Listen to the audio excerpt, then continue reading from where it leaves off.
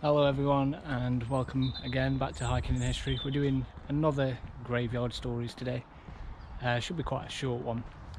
We're in St Margaret's Church in Woolstanton, as you can see here.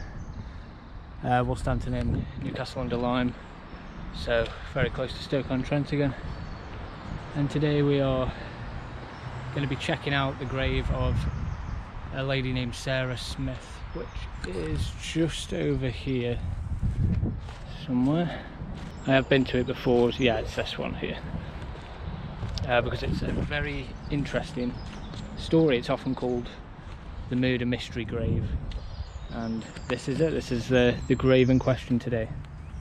So this grave is interesting because it is, we shall read the inscription properly. You probably can't see it just yet, but I'll read it out. But this is a grave that actually accuses someone of murder on the inscription, which is pretty wild. It's something I've never seen before or heard about anywhere else, but yes, it does, and we shall get to that. Firstly, I just wanted to say about St Margaret's Church, just a teeny bit of history of St Margaret's Church, because it has been here a while. It's likely been an actual place of worship since like the 7th or 8th century, although the church itself was obviously not here like this back then.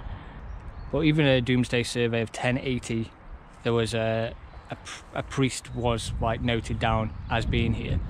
So the actual church itself now, as you can see, it was built in medieval times, but it's been heavily altered, and everything's from around like the 1500s heavily rebuilt, and the 1800s as well. So everything that you kind of see now is either the older foundations from the 1500s, which I believe is more this bit in the tower, but it's been modified over the hundreds of years, and then the 1800s are probably this bit. But yeah, it's quite an interesting looking church because it's all, I imagine, sandstone, because it's all red, which you don't see that often. And another interesting thing, this tower, even though it's quite thin, it holds 8 bells, which have been ringing, but we probably won't hear them ringing now. 8 bells, and the bells actually even date from 1714, which is pretty damn impressive again, especially when you just put it into context, like in terms of England standards, it's, you know, not that old at all, but that's older than America, you know. What was America, like 1776, right? I believe. I'll put it up if I'm wrong. I'm pretty sure it's 1776. So the bells in there are older than America, just to give some context about how damn cool England is. Well, how old it is.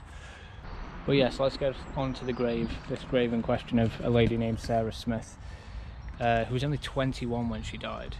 But yeah, it's interesting because it accuses someone of murder. So let's read the inscription. So it is very worn at this point because she died in 1763, so again older than America. So it is, well, it's quite surprising that it's this. You can still just about read it. So it says, "Here lieth the body of Sarah Smith, daughter of," is that James? No, Samuel and Martha Smith. Bradwell Park, I think that's supposed to be, of Bradwell Park, who departed this life November 29th, 1763, at the age of, see, they wrote things differently back then, so it's actually kind of, and it looks like and in the 21st year of her age, so she was only 21. And then this is where it accuses, so it was CB, so it gives the initials, C and then an S at the end, and then B and a W at the end. So it was CB that brought me to my end. Dear parents, is that parents? Or dear parents? I believe so, that says parents. Dear parents, mourn not for me, for God will it, I believe. For God will stand.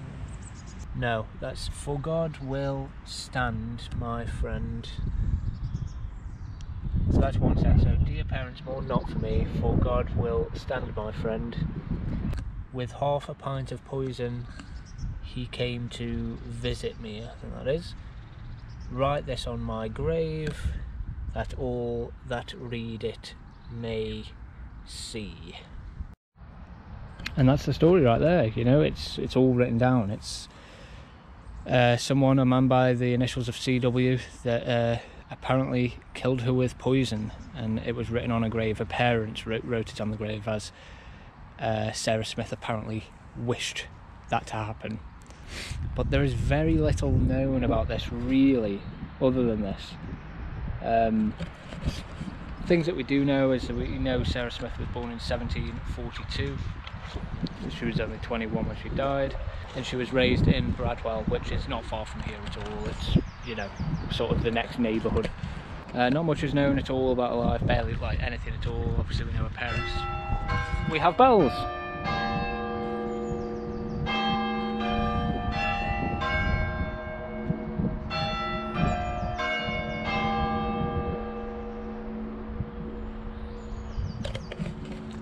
Older than America and still ringing.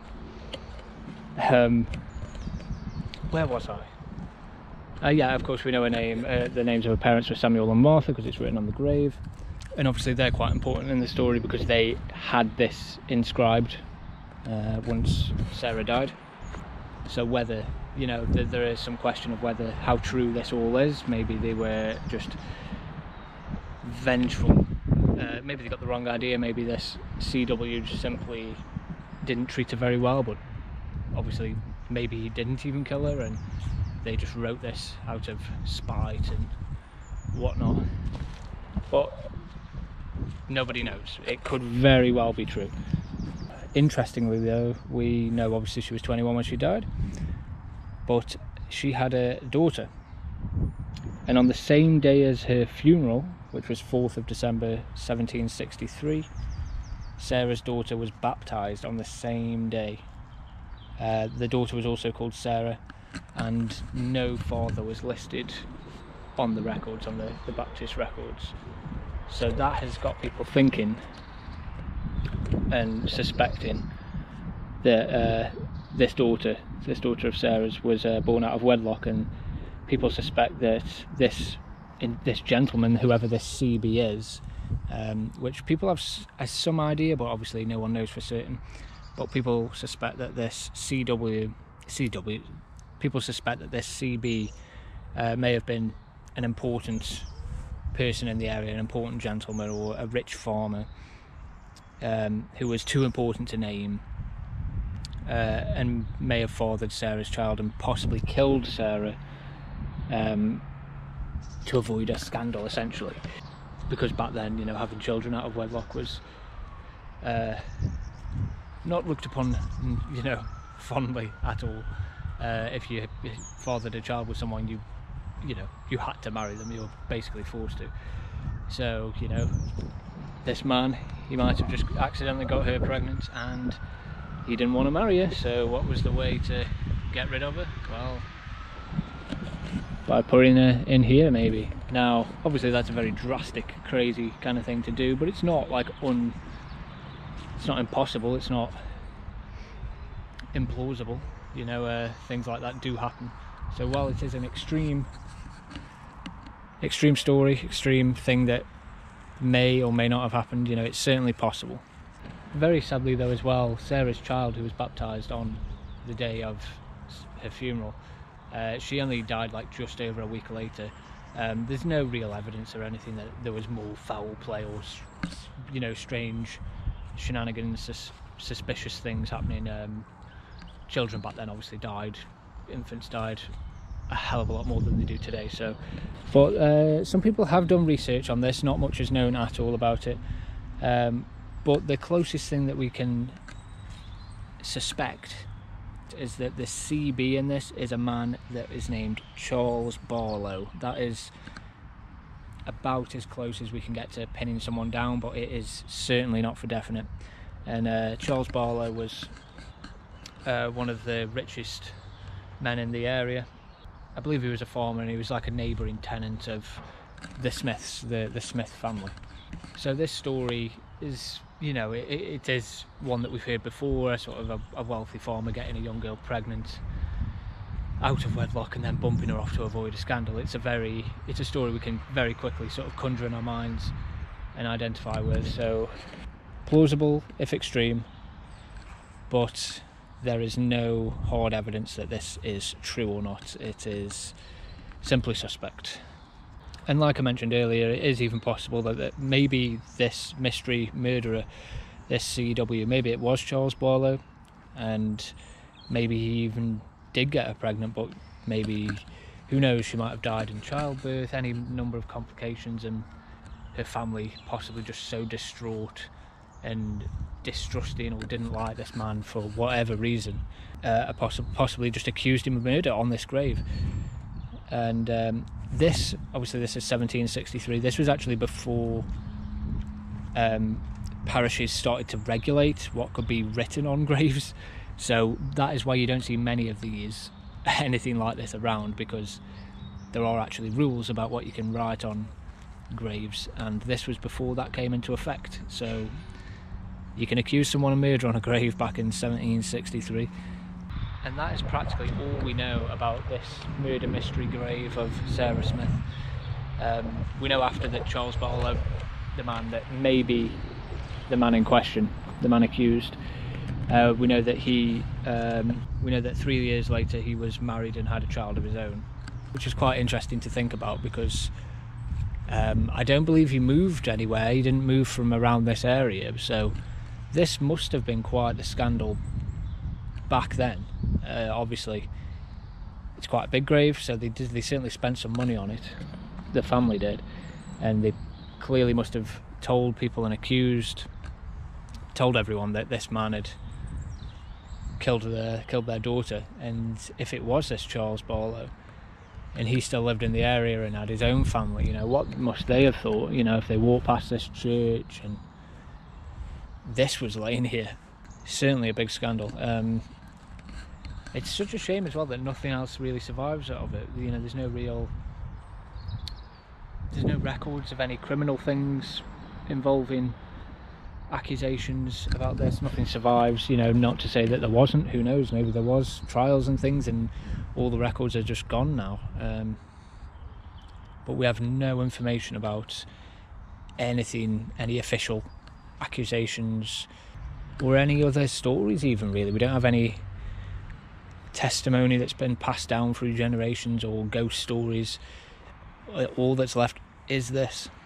So that is it for the story of Sarah Smith. Just another short one today of Graveyard Stories. I thought it was an interesting one. I have been here before. It's a cool little story that not many people know about, even in this area at all. You know, more people know about Molly Lee, the last Graveyard Stories that I did. But this one is such a little interesting one, and it's in a really nice graveyard as well. It's a good, nice place to walk around. I've been here a few times. I need to check out the actual church because I've never been in myself. But yes, that is it for this episode of Graveyard Stories. And again, I shall say, I said in my last video, looking forward to some videos from Malta, as I am going in a few weeks now, March 12th, something like that. And I'm going to make some hiking and history videos there. So that should be good. Look forward to them. Hopefully I should get another hiking and history video out before then. I don't think the Malta videos will be the next one. I'm going to try and get a different hiking and history video out. Got a few ideas on what to do, and then it should be the Malta ones. So like and subscribe, all that stuff. Thanks for watching, and I'll see you in the next one. Bye.